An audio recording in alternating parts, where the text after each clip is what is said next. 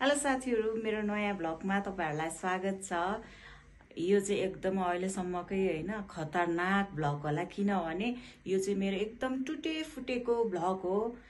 मैले चाहिँ ग्याङटोकदेखि बेतामोड अनि कन्याम त्यसपछि श्री अन्तु टु काठमाडौँको एउटा भ्लग बनाएको थिएँ हैन। त्यो ट्राभल गरेको अनि त्यसपछि त्यहाँ देखेको राम्रो राम्रो भ्यूहरु अनि रमाइलो मोमेन्टहरु चाहिँ पुरै क्याप्चर गरेको थिएँ।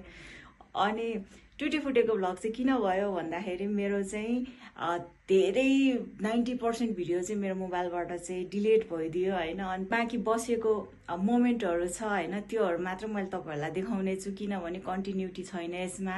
तपाईहरुले यसमा थोरै इलामतिर अनि थोरै श्री अन्तुसम्म अनि त्यसपछि काठमाडौँ थोरै आइरहेको मात्रै देख्न सक्नुहुन्छ हैन। अनि मैले चाहिँ पुरै ग्याङटोकदेखि त्यहाँसम्म टुर गरेको थिएँ। अब यो भ्लग चाहिँ तपाईहरुलाई हेर्नुस् कस्तो लाग्छ, एकदमै नयाँ छ हैन, टुटे फुटेको भ्लग।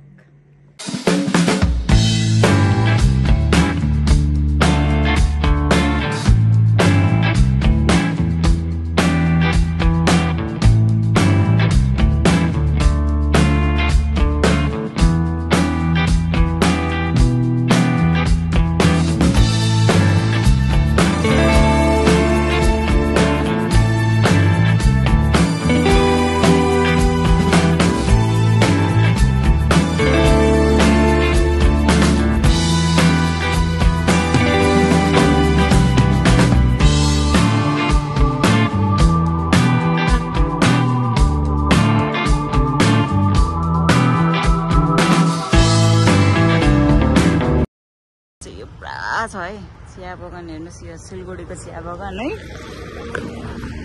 यति धेरै किलोमिटर, लगभग 15 किलोमिटर 10 किलोमिटर भन्दा पनि बढी होला। रोडको त्यही चिया बगान फुल्ली फैलेको छ, रोड सिधा हाइवे। अब चाहिँ हामी बोर्डरको नजिक पुग्दैछौँ। खाना खाएको छैन, भोक लाग्यो अनि त्यसको लागि हामी चाहिँ रोकेको।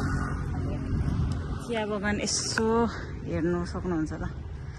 यो चिया बगान हेर्दाखेरि चाहिँ सिलगढी जस्तै फिल नहुने क्या, इन्डिया जस्तो नेपाल जस्तो नेपालै हो कि क्या हो जस्तो लाग्ने होइन।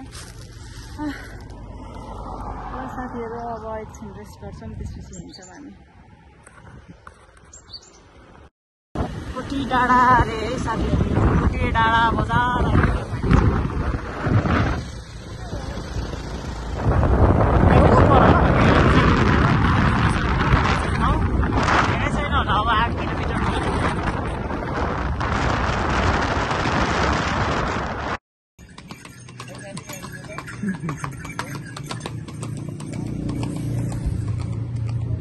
सुरुवाल माथि त्यही भने लुगाको बेजत भयो नि त। यो त अनि सुरुवाल चाहिँ तल लामो, यो चाहिँ छोटो भयो नि त। माथि यो पनि माथि तान्नु पर्यो क्या, यो यति हो होइन। त्यो अनि सेक्सी फिलाहरू देखाउनु पर्छ नि त, त्यो लुगा फिला देखाउने हो होइन त। आमै हाँस्नु हो। म चाहिँ पुरै रेडी भइसकेँ। मैले चाहिँ नेपाली ड्रेस चुज गरेँ, किनभने आफ्नै ड्रेस त जतिखेर पनि लगाइरहेको हो। अरू जातहरूको कुन चिनको लगाउँ भयो, त्यही भएर प्योर नेपाली। यो मन त मेरो नेपाली हो भने जस्तै प्योर नेपाली ड्रेस चाहिँ मैले चुज गरेँ। उता आमाहरूले नि मेरै सेम ड्रेस चुज गर्नुभएको छ, आमाहरूले नि नेपाली ड्रेस। यो भयो भने टक्क राम्रो भयो नि त, प्योर नेपाली। कुन लगाऊँ भनेर कन्फ्युज भएर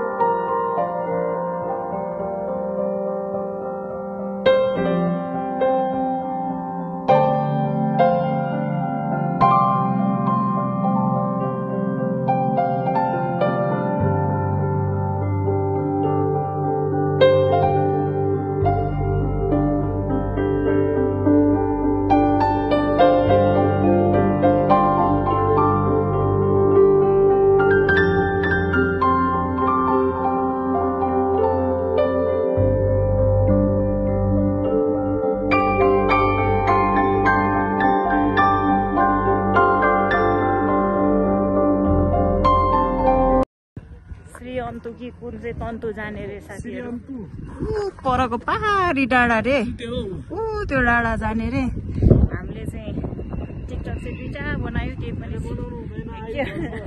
त्यही पनि उसले खिच्नु जान्दैन कि अनि उसको त म खिचिदिन्छु मेरो खिच्ने मान्छे नै हुँदैन त्यही भएर यस्तो राम्रो ठाउँमा आयो पनि टिकटक चाहिँ खासै बनाइएन होइन अनि बरु क्यामेराम्यान चाहिने के बरु मलाई त टिकटक बनाउनै भइदियो पैसै तिरेर अनि अब चाहिँ हामी घोडा चढ्छौँ फोटोसोटो चाहिँ यतै गइरहेको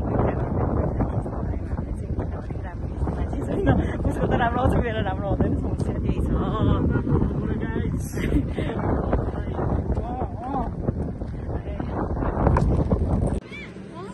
यहाँ चाहिँ कपडा सपडा आफै यसरी लगाइदिनुहुन्छ होइन हाम्रै कपडा माथि लाउने हो पुरै खोलेर लाउने चाहिँ होइन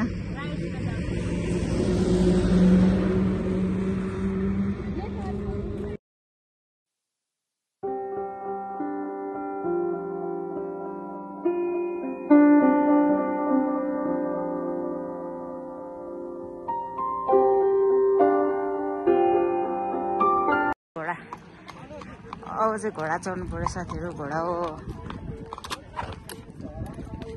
तान्ने लान्छु लगिदिनु ल यत्तिकै छोड्यो भने त मलाई डर लाग्छ फेरि कुद्यो भने रोक्नु आउँदैन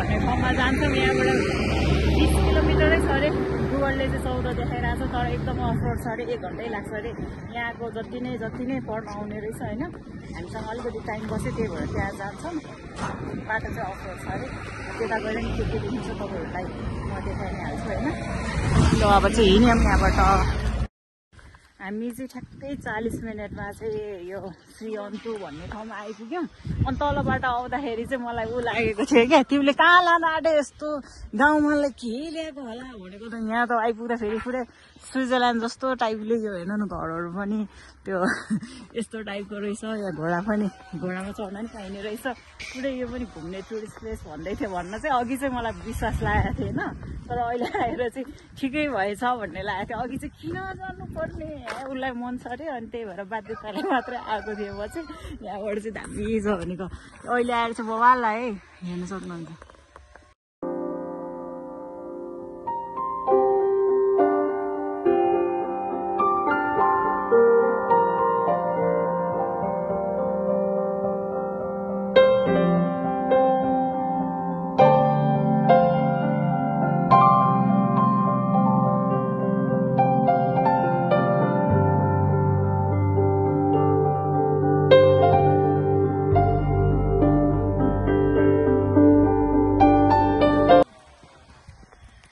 हामी बोटिङ सिस्टम पनि रहेछ नि बोटिङ गऱ्यो भने ऊ हो रहेछ बरु हिजो यहीँ आएर बस्नुपर्ने रहेछ यस्तो ठाउँ भइरहेको यस्तो ठाउँमा बस्नु आनन्द पिस अर्कै हुन्छ नि त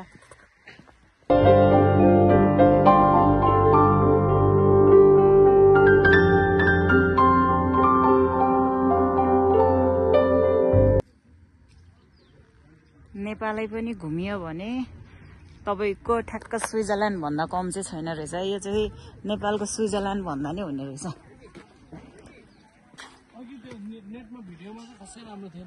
थिएन यहाँ चाहिँ दामी रहेछ मलाई त झन् कहाँ गाउँमा लगाए जस्तो लागेर बाटो नि यत्रो छ 8 फिटे बाटो छ है हाइवे नै अनि माथि जान्छु जङ्गलै जङ्गल कहाँ लगे हत्तेरिका बाटो पनि भएको थियो तर अहिले चाहिँ आनन्द भयो त्यत्रो बरु त्यो अघि हामीले जुन ठाउँ चाहिँ टार्गेट गरेर आएको थियो के अरे कन्यामलाई चाहिँ टार्गेट गरेर आएको थियो नि त कन्याममा चाहिँ बरु त्यो चिया बगान त यहाँ त जहाँ पनि रहेछ त्यही चियाबारीमा भन्यो सक्यो त्यो भाइ केही थिएन है अनि यहाँ चाहिँ बरु यति दामी रहेछ हौ ओहो यो ठाउँ त अरूचोटि नै आउनु पर्ने रहेछ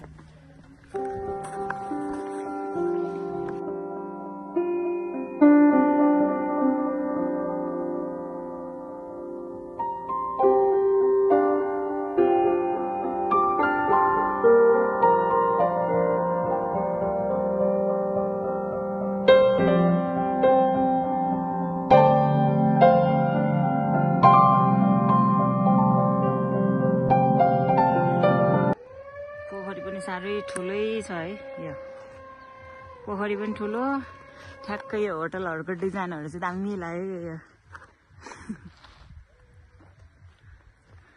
माथि पुरै चियाबारी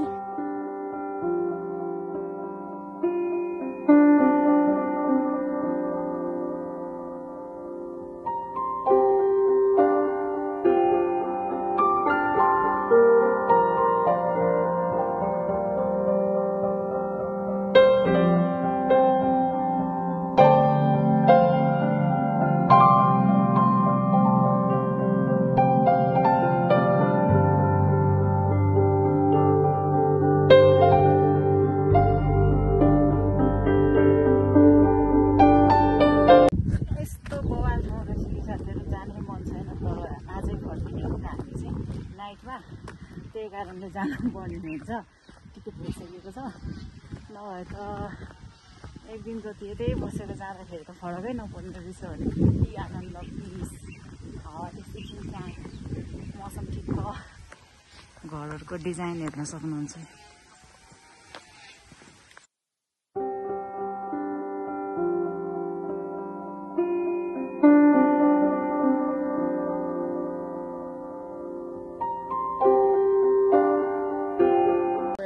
यत्रो धेरै के भन्छ रेस्टुरेन्ट होटल यत्रो छ हो तर अझ उतापट्टि पनि छ पछाडि पनि छ होइन तल खानेकुरा चाहिँ कुनैमा केही पनि बनिराखेको नि नहुँदो रहेछ क्या अगाडि नै अर्डर दिनुपर्छ अरे त्यो भाइले एउटा कुन चाहिँकोमा छ भनेर सोध्दै थिएँ कता सोध्यो हौ त्यता जानु पर्यो अब रोटी नि बन्नुपर्ने तरकारी नि बन्नुपर्ने टाइम लाग्ने रहेछ अब चाहिँ हामी तलतिर गएर खान्छौँ यहाँ चाहिँ चटपटी मात्रै खाने भयो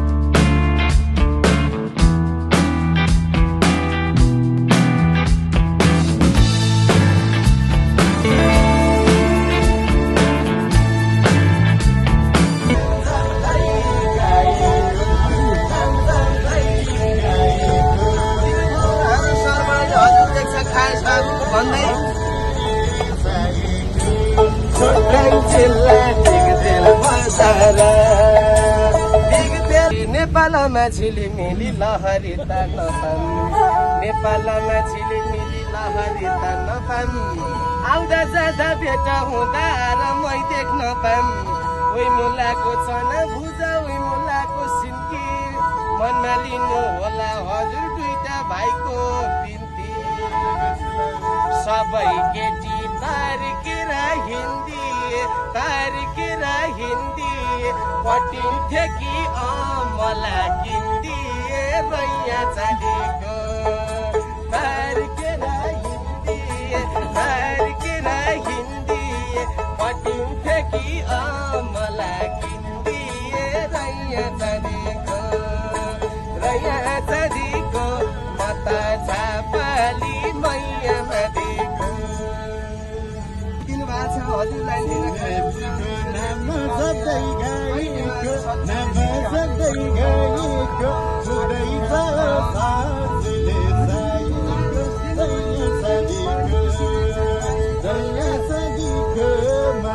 Thank you.